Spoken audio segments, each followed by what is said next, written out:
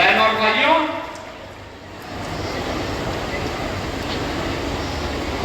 हमारी स्वयं की संपत्ति और हमारा वैभव राष्ट्र की सुरक्षा में कैसे सहायक हो सकता है, दानवीर भामा शाह का प्रेरणादायी व्यक्तित्व उसका उदाहरण है। याद करिए, हल्दी घाटी के युद्ध में तत्कालीन परिस्थितियों को देखते हुए जब महाराणा प्रताप को युद्ध का मैदान छोड़ करके हटना पड़ा था, मात्र 22,000 की सेना महाराणा प्रताप के पास और लाखों की सेना अकबर से उनका मुकाबला हो रहा था। उस युद्ध में अंतिम क्षण की घटना के कारण कुछ ऐसा घटित हुआ कि महाराणा प्रताप को युद्ध का मैदान छोड़ करके जंगल की ओर पलायन करना पड़ा था। लेकिन हल्दी घाटी से प्रारंभ हुआ भारत के स्वाभिमान और विदेशी आक्रांताओं के खिलाफ लड़ाई बंद नहीं हुई। अरावली के जंगलों में लड़ाई लड़ती रही और एक समय ऐसा भी आया जब महाराणा प्रताप के पास इस युद्ध को लड़ने के लिए कुछ भी नहीं रह गया था।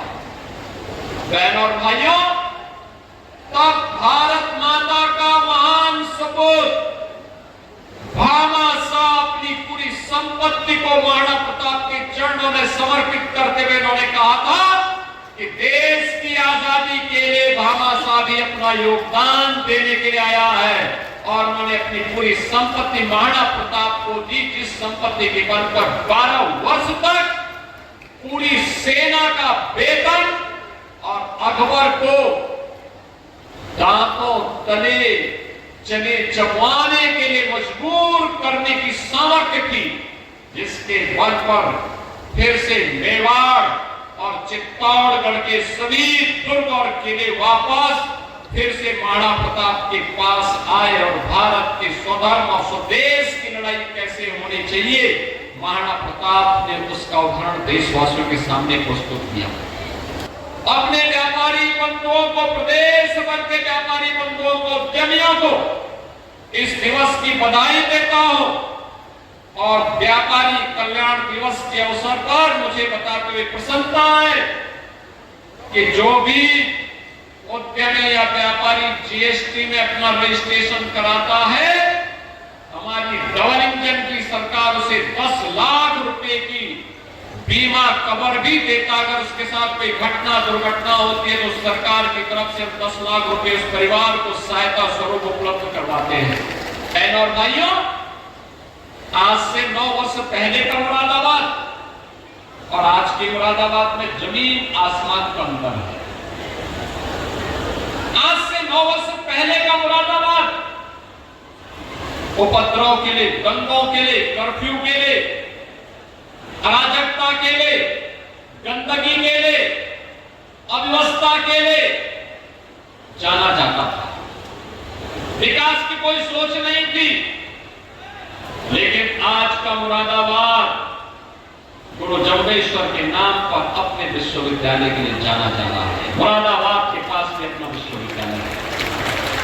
आज का मुरादाबाद फिर से पीतल नगरी को एक नई पहचान के लिए जाना जा रहा है। आज का मुरादाबाद यहाँ के युवाओं की प्रतिभा और ऊर्जा के लिए जाना जा रहा है। आज का मुरादाबाद यहाँ के अन्नदाता किसानों के नवाचार के लिए अपनी पहचान बना रहा है। आज का मुरादाबाद उत्तर प्रदेश के एक्सपोर्ट हब के रूप में अपनी नई पहचान बनाया है और अब यहाँ की सड़कें चौड़ी हैं।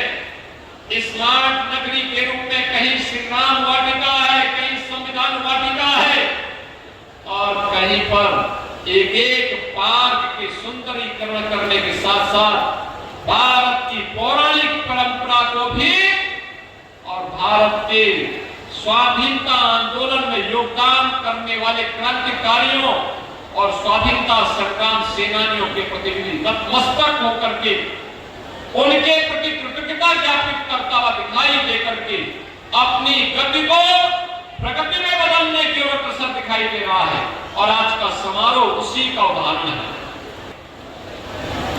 17 के पहले ऐसा नहीं था। 17 के पहले कहां तत्कालीन मुख्यमंत्री के पास इतनी फुर्सत थी। एक बड़े घर में पैदा हुए थे।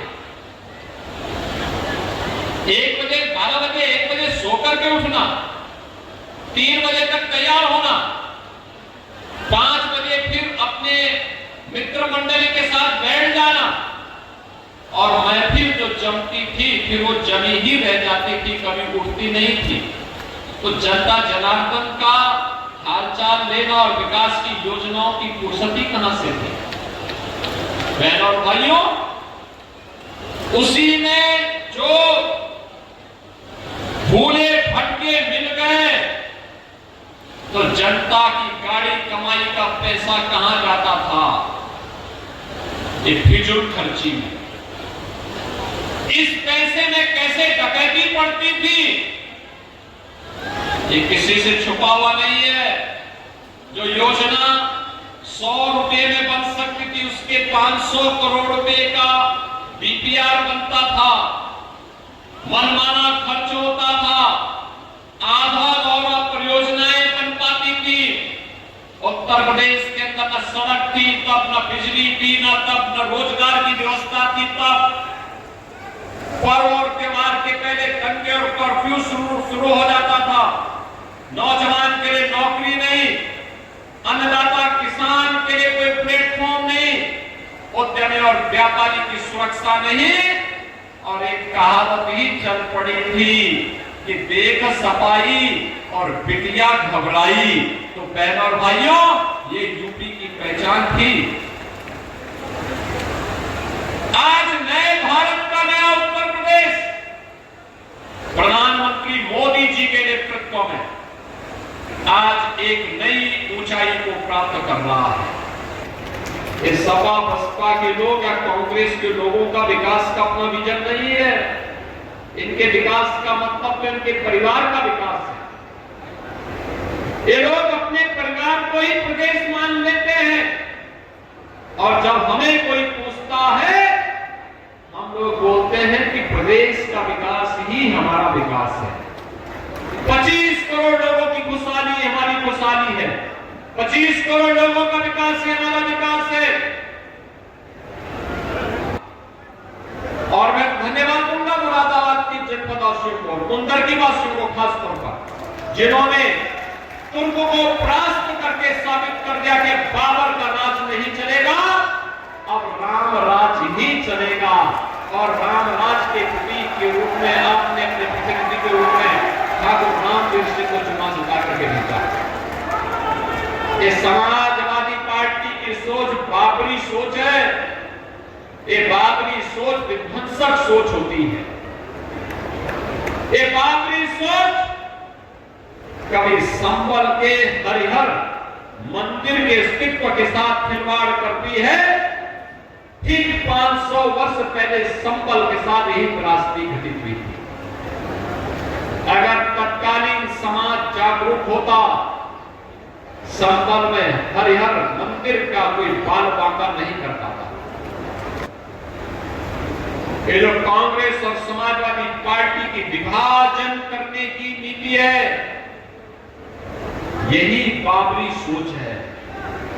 ये जातिवाद के नाम पर बांटना, क्षेत्र और भाषा के नाम पर बांटना, जातीय मुद्दों को उठा उठा करके समाज में विद्वेष पैदा करना, जिससे राष्ट्रवादी समाज कमजोर हो और जो लोग अपने विध्वंसक मंसूबों के साथ निगलने को तैयार होते हुए दिखाई देते हैं संस्कृति को, उन लोगों को मजबूत किया जा सके। याद करिए, आज तो पैसा हम मंदिरों के पुनरुद्धार के लिए दे रहे हैं, सुंदरीकरण के नाम पर दे रहे हैं। पैसा पहले भी था, वो अंतर ये था, पहले पैसा पौराणिक और ऐतिहासिक स्थलों के लिए नहीं जाता था।